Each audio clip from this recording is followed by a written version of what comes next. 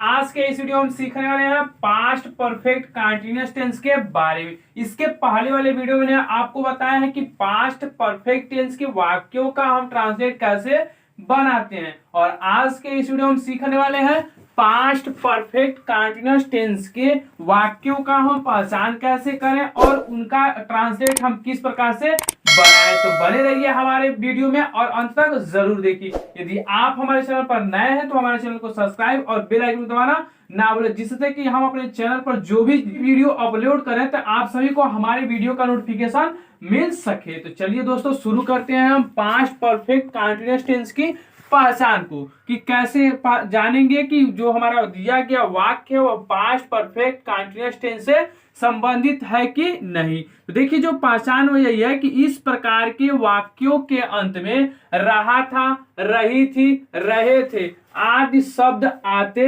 हैं। तो देखिए दोस्तों हमने आपको पास्ट कंटीन्यूअस टेंस से बताया था कि जिन वाक्यों के अंत में रहा था, रही थी, रहे थे, तो ऐसे जो वाक्य होते हैं वो हमारे किससे संबंधित होते हैं, तो पास्ट कंटीन्यूअस टेंस से संबंधित होते हैं। देखिए इस टेंस में भी आपको इसी से संबंधित कुछ वाक्यों का पहचान मिलेगा, जैसा कि रहा था, रही थी, रहे थे। ऐसे शब्द तो वाक्य के अंत में आएंगे ही आएंगे, साथ में ही देखिए क्या आते हैं, साथ ही समय भी दिया होता है। तो इन वाक्यों की जब हम पहचान करेंगे तो इसी प्रकार से करेंगे कि वाक्य के अंत में रहा था, रही थी, रहे थे ऐसे आएंगे ही, और साथ में यदि जब हमें समय भी दिया हो, क्या दिया हो, समय भी दिया होता होगा, तब हम कहेंगे कि जो हमारा दिया गया वाक्य है वह पास्ट परफेक्ट कंटीन्यूअस टेंस से संबंधित है। और देखिए आगे पहचान में भी कि इस टेंस में कार्य भूतकाल में आरंभ होकर भूतकाल तक जारी भी रहता है, अर्थात समाप्त नहीं होता है। कहने का अर्थ यह है कि इसमें जो कार्य शुरू होते हैं वह भूतकाल में ही शुरू होते हैं और भूतकाल में ही वह जारी भी रहते हैं। अर्थात कहने का अर्थ ये हुआ कि वह जो कार्य होगा भूतकाल में जारी रहता है। चलिए एग्जाम्पल के माध्यम से हम आपको पास्ट परफेक्ट कंटीन्यूअस टेंस की पहचान कराते हैं। तो देखिए जो एग्जाम्पल नंबर पहला है उसी से आप पहचानिए। एग्जाम्पल है, मैं 2 घंटे से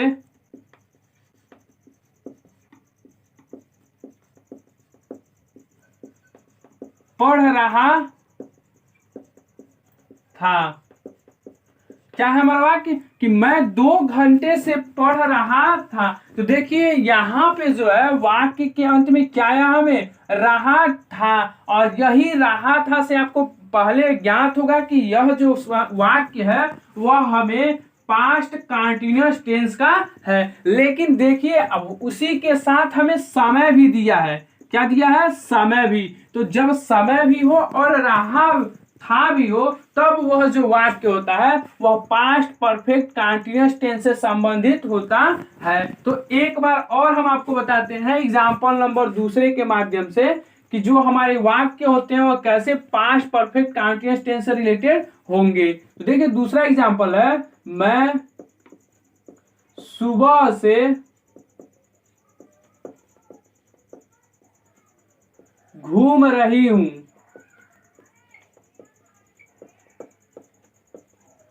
थी, क्या है वाक्य कि मैं सुबह से घूम रही थी। तो देखिए इस वाक्य के भी अंत में हमें क्या मिला, रही थी, और हमने आपको पहचान ही बताया था कि वाक्य के अंत में रहा था, रही थी, रहे थे आएंगे ही, और साथ में हमें समय भी दिया होता है। तो वह जो वाक्य होता है वह पास्ट परफेक्ट कंटीन्यूअस टेंस से संबंधित होता है। तो यहाँ पे रही थी आपको मिला और साथ ही हमें क्या मिला, समय। कब से घूम रही है, तो सुबह से घूम रही। तो इस प्रकार से यह जो वाक्य है किससे संबंधित हुआ, तो पास्ट परफेक्ट कंटीन्यूअस टेंस से संबंधित हुआ। तो आशा करते हैं कि अब आप वाक्यों की पहचान आसानी से कर सकते हैं। तो चलिए आगे हम सीखते हैं कि इनके वाक्यों का हम ट्रांसलेट किस प्रकार से बनाते हैं। तो देखिए हर वीडियो में हमने आपको बताया है कुछ रूल, उसके बाद से फार्मूला बताया है कि हम वाक्यों का जो है ट्रांसलेट किस प्रकार से बनाते हैं। तो इसमें भी हम आपको कुछ रूल बताएंगे जिस रूल के अनुसार हम वाक्यों का ट्रांसलेट बनाते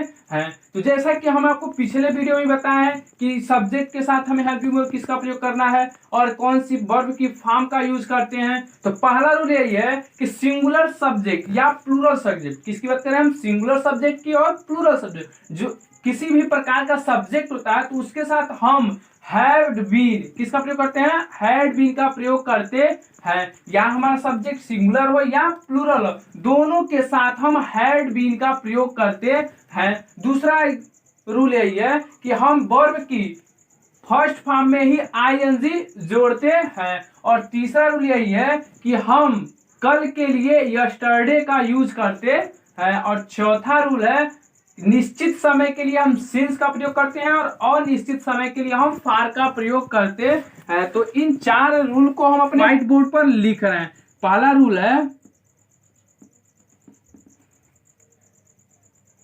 सिंगुलर सब्जेक्ट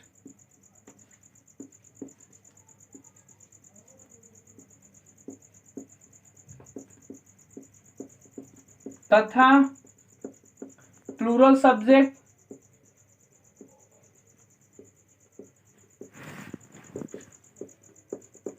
के साथ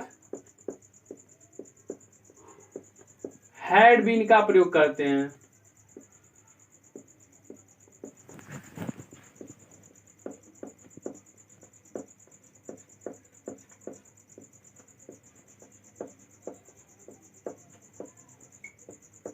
पहला रूल। दूसरा रूल हमने आपको क्या बताया,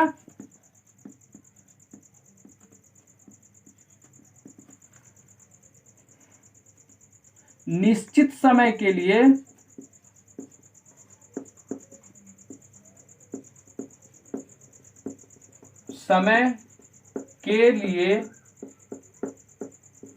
सिंस का तथा अनिश्चित समय के लिए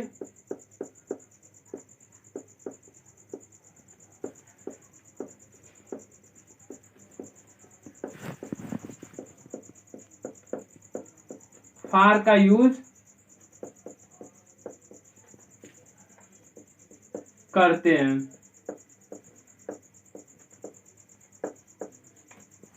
और हम किसका प्रयोग करते हैं तीसरे रूल में, तो वर्ब की फर्स्ट फॉर्म में ही हम आईएनजी जोड़ते हैं।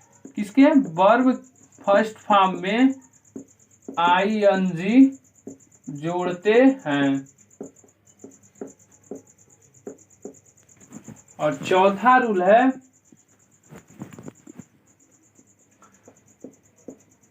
कल के लिए यस्टरडे का यूज करते हैं।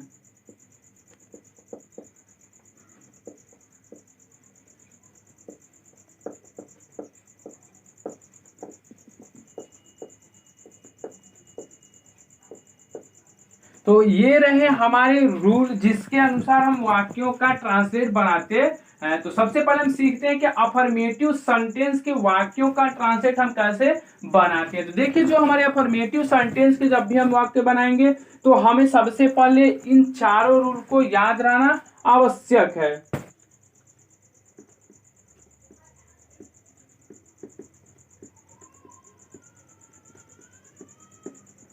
सेंटेंस क्या है, हमारे सकारात्मक वाक्य।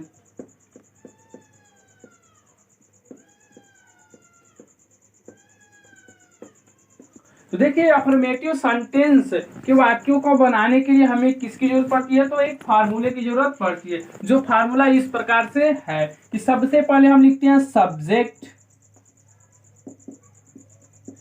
सब्जेक्ट के बाद हम प्रयोग करते हैं हैड बीन का।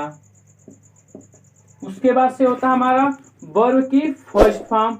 उसके बाद से हम वर्ब की फर्स्ट फॉर्म में क्या जोड़ते हैं, आईएनजी। उसके बाद से होता है हमारा ऑब्जेक्ट। उसके बाद होता है हमारा सिंस या फार।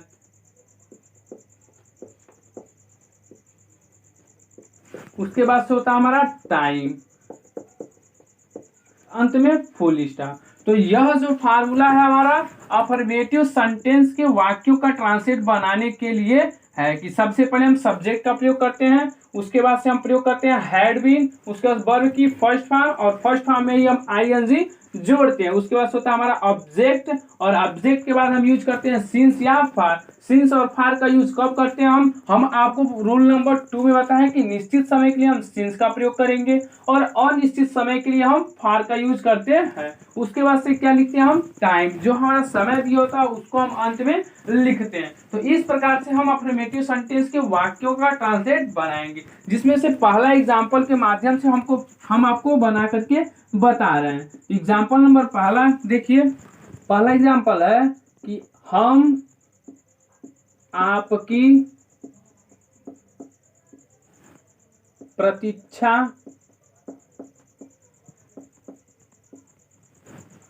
2 घंटे से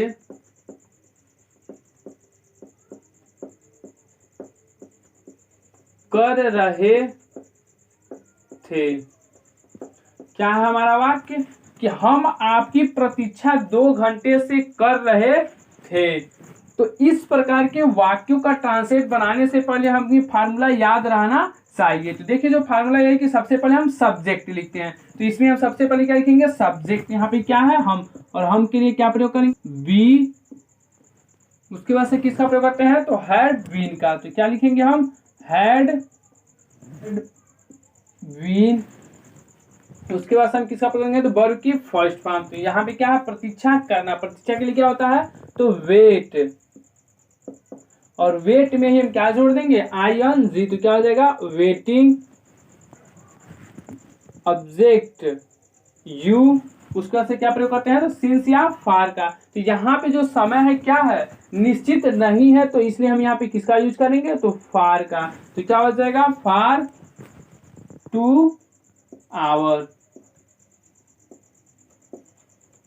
और अंत में फुल स्टॉप। इस प्रकार से क्या बना हमारा सेंटेंस कि we had been waiting you for 2 hours. हम आपकी 2 घंटे से प्रतीक्षा कर रहे थे। तो ठीक इसी प्रकार से दूसरा एग्जाम्पल भी हम बनाते हैं। तो दूसरा एग्जाम्पल है,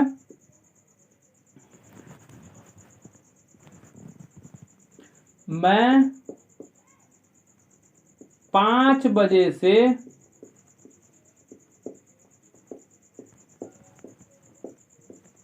साइकिल चला रहा हूं।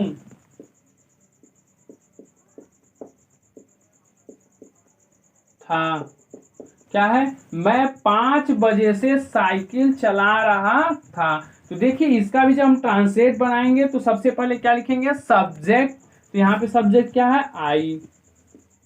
उसके बाद से किसका प्रयोग करते हैं, तो हैड बीन का। तो यहाँ पे हमें सब्जेक्ट को ध्यान नहीं रखना है कि हमारा सब्जेक्ट सिंगुलर है या प्लुरल, क्योंकि हम दोनों के साथ हैड बीन का प्रयोग करते हैं। तो यहाँ पे लिखेंगे हम क्या, हैड बीन। उसके बाद हम किसका प्रयोग करेंगे, तो वर्ब की फर्स्ट फॉर्म का, और उसी में हम ING को जोड़ते हैं। तो यहाँ पे क्या है, चलाना, चलाने के लिए क्या है, राइड, और राइड में ही हम क्या जोड़ देंगे, ING। उसके बाद होता है हमारा ऑब्जेक्ट। तो ऑब्जेक्ट क्या है, साइकिल, साइकिल, बाइसिकल। अब यहाँ पे देखिए क्या लिखते हैं हम, सिंस या फार। तो सबसे पहले हम देखेंगे कि जो हमारा टाइम है वह निश्चित है कि नहीं। तो क्या कर रहा है, 5 बजे से। तो यहाँ पे जो 5 बजे क्या है, एक निश्चित समय है, तो इसके लिए हम क्या प्रयोग करेंगे, तो सिंस का। सिंस 5 o'clock, और अंत में फुल स्टॉप। तो इस प्रकार से क्या बना हमारा, I had been riding bicycle since 5 o'clock। तो इस प्रकार से हम वाक्यों का ट्रांसलेट बनाते हैं। तो चलिए अब हम सीखते हैं निगेटिव सेंटेंस के वाक्यों का ट्रांसलेट बनाना। तो चलिए हम शुरू करते हैं निगेटिव सेंटेंस। तो देखिए यहाँ पे हमने आपको 2 एग्जाम्पल बताए, और तीसरे एग्जाम्पल का ट्रांसलेट आपको स्वयं बनाना है और कमेंट करके बताना है कि इस वाक्य का ट्रांसलेट क्या होगा। तो सब चलिए हम वह एग्जाम्पल भी लिख देते हैं। तो वह एग्जाम्पल यही है कि तुम 3 दिनों से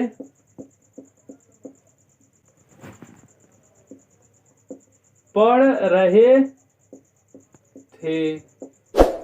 क्या है कि तुम 3 दिनों से पढ़ रहे थे। तो इसका आपको ट्रांसलेट बनाना, कमेंट करके बताना कि इसका ट्रांसलेट क्या होगा। तो चलिए अब हम शुरू करते हैं निगेटिव सेंटेंस। तो देखिए जो हमारे निगेटिव सेंटेंस,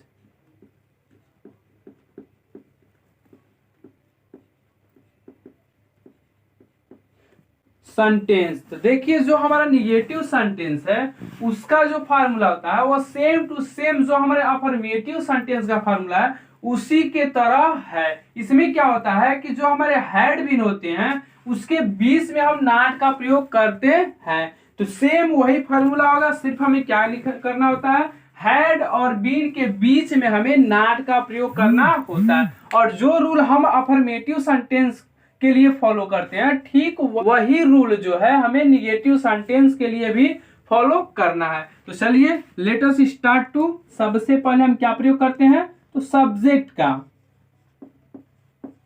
सब्जेक्ट के बाद हम क्या प्रयोग करते हैं, हैड। उसके बाद से हम प्रयोग करते हैं नॉट का। अंतर होता है कि हैड के बाद हम नॉट का प्रयोग करते हैं, उसके बाद से प्रयोग करते हैं हम बीन का, उसके बाद से होता है हमारी वर्ब की फर्स्ट फॉर्म, और इसी वर्ब की फर्स्ट फॉर्म में हम जोड़ते हैं ing। उसके बाद से होता है हमारा ऑब्जेक्ट, और ऑब्जेक्ट के बाद हम प्रयोग करते हैं सिंस या फार का। तो सिंस और फार का हम प्रयोग कैसे करते हैं, तो रूल नंबर 2 से आप जान सकते हैं। उसके बाद से हम प्रयोग करते हैं टाइम, और अंत में फुल स्टॉप। तो यही फार्मूला हमारे निगेटिव सेंटेंस के लिए। सबसे पहले हम सब्जेक्ट प्रयोग करते हैं, उसके बाद से हैड, उसके बाद से हम प्रयोग करते हैं नॉट का, उसके बाद से बीन, उसके बाद होता है वर्ब की फर्स्ट फॉर्म और उसी में हम ing जोड़ते हैं। उसके बाद से प्रयोग करते हैं हम ऑब्जेक्ट, उसके बाद सिंस या फार, और अंत में हमारा होता है समय। फार्मूले के प्रयोग से हम निगेटिव सेंटेंस के वाक्यों का ट्रांसलेट आसानी से बना सकते हैं। तो देखिए उदाहरण से हम इस फार्मूले का प्रयोग करके ट्रांसलेट बना रहे हैं। तो उदाहरण नंबर पहला है, राधा सुबह से अपना कपड़ा नहीं धो रही थी। क्या है कि राधा सुबह से अपना कपड़ा नहीं धो रही थी। तो इस उदाहरण को हम बनाते हैं फार्मूले के प्रयोग से। तो सबसे पहले क्या प्रयोग करते हैं हम, सब्जेक्ट। यहाँ पे सब्जेक्ट क्या है, राधा। उसके बाद से प्रयोग करते हैं हम हैड का, उसके बाद हम प्रयोग करेंगे नॉट का, क्योंकि जो हमारे निगेटिव सेंटेंस के जो वाक्य हो गए उसमें हम हैड नॉट बीन का प्रयोग करना होता है। तो हैड नॉट बीन। उसके बाद से हम प्रयोग करते हैं किसका, वर्ब की फर्स्ट फॉर्म। तो यहाँ पे जो क्या फर्स्ट फॉर्म, तो धोना। धोना के लिए क्या होता है, वॉश।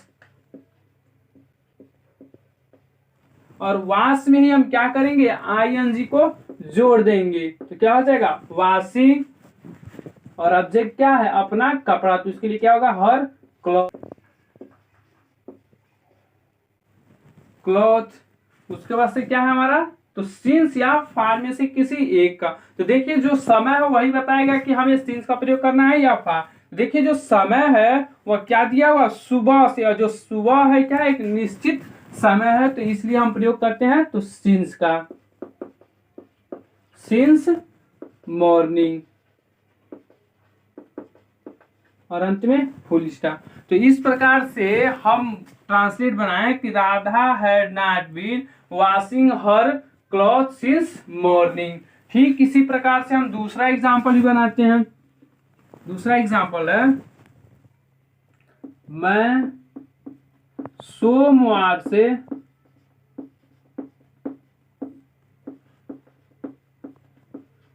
स्कूल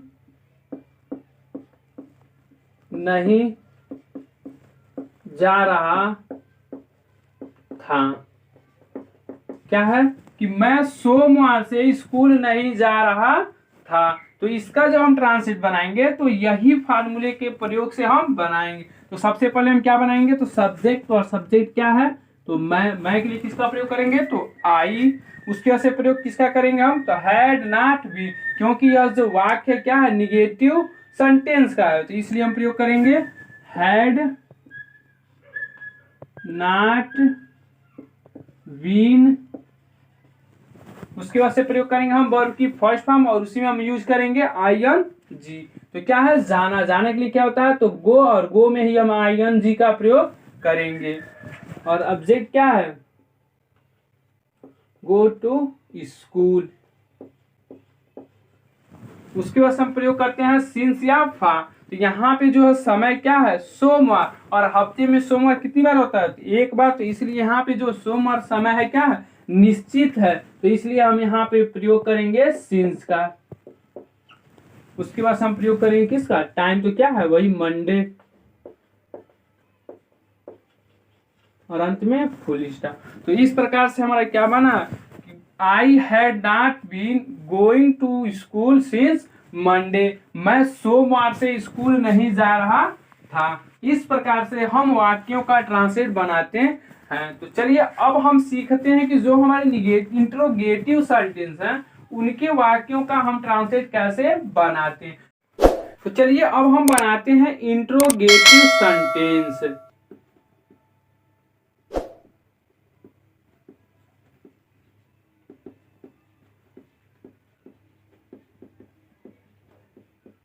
तो जो हमारे इंट्रोगेटिव सेंटेंस है, तो इस प्रकार के वाक्यों का ट्रांसलेट बनाते समय हमें इन्हीं 4 रूल को फॉलो करने होते हैं। और जो हमारे इंट्रोगेटिव सेंटेंस होते हैं वह 2 प्रकार के होते हैं, जिसमें से पहला है इस वाक्य में क्या शब्द वाक्य के शुरू में हैं, तो उस प्रकार के वाक्यों को बनाते समय हम हैड को सबसे पहले लिखते हैं। और दूसरे टाइप का होता है कि जिसमें क्वेश्चन वर्ड जो होते हैं वह वाक्यों के बीच में होते हैं, तो उस प्रकार के वाक्यों का ट्रांसलेट बनाते समय हम सबसे पहले क्वेश्चन वर्ड को लिखते हैं। उसके बाद से जो हमारे पहला फार्मूला है वही लागू होता है। तो चलिए अब हम आपको बताते हैं कि जो हमारे इंट्रोगेटिव सेंटेंस के जो फार्मूले हैं उसे, तो जिसमें से पहला फार्मूला है, सबसे पहले हम प्रयोग करते हैं हैड, उसके बाद से होता है हमारा सब्जेक्ट,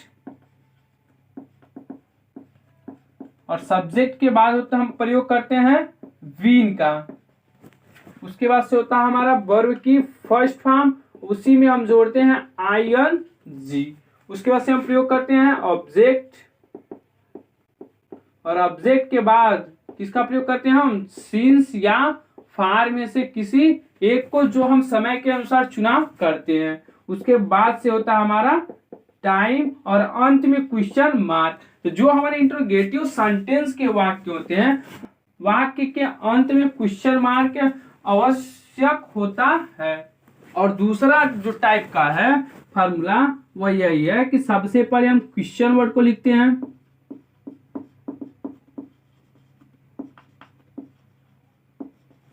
उसके बाद से जो हमारा पहला फार्मूला है वही लागू होगा, सिर्फ क्या बढ़ जाता है इसमें, क्वेश्चन वर्ड। उसके बाद से हम प्रयोग करते हैं हेड का।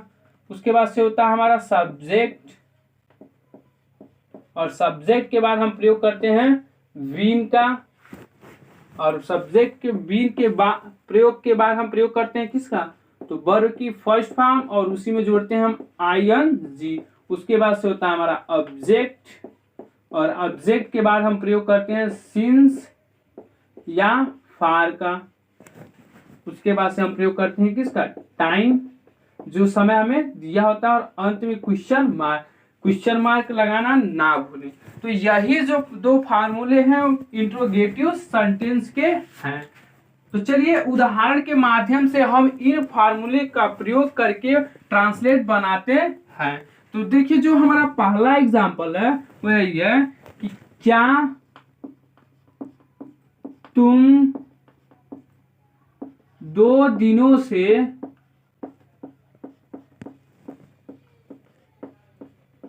काम कर रहे थे।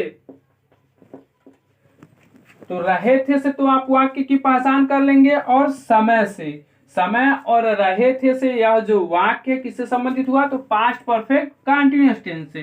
तो जो फार्मूला है हमारा क्या है, दो फार्मूले हैं, उसमें से हम किसका चुनाव पहले करेंगे। तो देखिए जिस वाक्य में क्या शब्द शुरू में हो तो उसमें हम पहले फार्मूले का प्रयोग करते हैं। तो देखिए जो पहला फार्मूला क्या है कि सबसे पहले हम किसका प्रयोग करेंगे, तो हैड का। यहाँ पे हम प्रयोग करेंगे हैड। देखिए यहाँ पे सब्जेक्ट कोई भी हो, सिंगुलर हो या प्लूरल, दोनों के साथ हम हैड का ही प्रयोग करेंगे। उसके बाद हम किसका प्रयोग करेंगे, तो सब्जेक्ट। सब्जेक्ट क्या है, यू। उसके बाद से किसका प्रयोग करेंगे, तो बीन। उसके बाद किसका प्रयोग करते हैं, तो वर्ब की फर्स्ट फॉर्म का। तो यह करना के लिए क्या होता है, तो डू, और डू में ही हम क्या जोड़ लेंगे, आईएनजी, क्योंकि हम वर्ब की फर्स्ट फॉर्म में आईएनजी जोड़ते हैं। तो क्या बना, हैड यू बीन डूइंग, क्या है हमारा ऑब्जेक्ट। तो ऑब्जेक्ट क्या है, वर्क। उसके बाद हम किसका प्रयोग करते हैं, सिंस या फार का। तो देखिए जो यहाँ पे समय है वो क्या है, 2 दिन, जो निश्चित नहीं है, इसलिए हम प्रयोग करेंगे फार का। उसके बाद होता है 2 डेज, और अंत में क्वेश्चन मार्क। तो इस प्रकार से क्या बना, had you been doing work for 2 days. तो इस प्रकार से हम वाक्यों का ट्रांसलेट बनाते हैं। ठीक इसी प्रकार से दूसरा एग्जाम्पल का हम ट्रांसलेट बनाते हैं, जिसमें जो हमारा क्वेश्चन वर्ड है वाक्यों के बीच में है। वह एग्जाम्पल यही है, मोहन 5 बजे से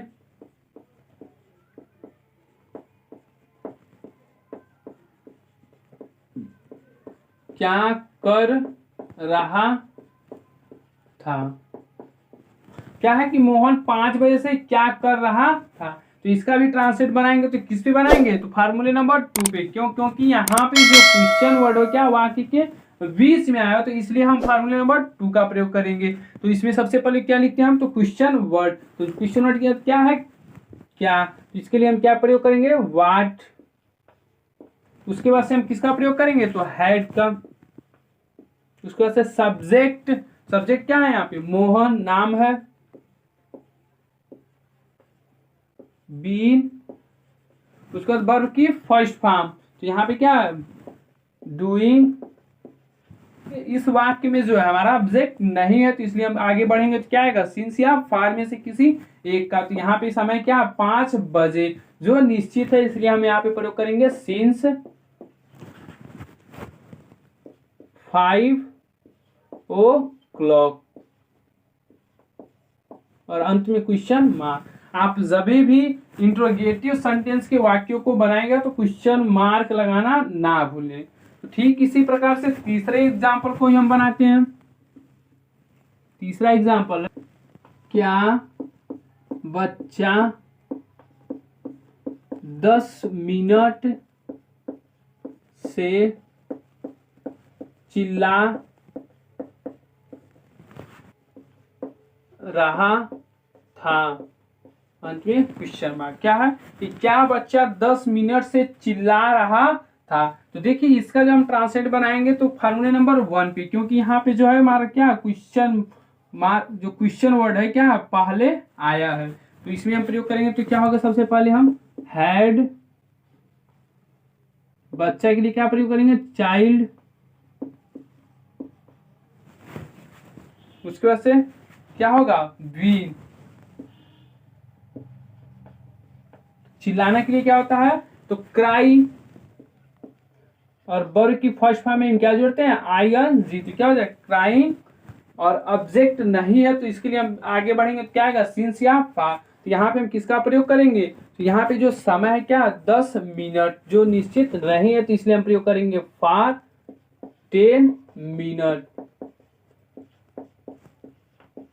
और अंत में क्वेश्चन मार्क। तो इस प्रकार हम इंट्रोगेटिव सेंटेंस के वाक्यों को भी बनाते हैं। तो आशा करते हैं कि आपको हमारा यह वीडियो हेल्पफुल जरूर लगा होगा। तो इसलिए हमारे चैनल को सब्सक्राइब और बेल आइकन को दबाना ना भूलें। चलिए दोस्तों, मिलते हैं नेक्स्ट वीडियो में।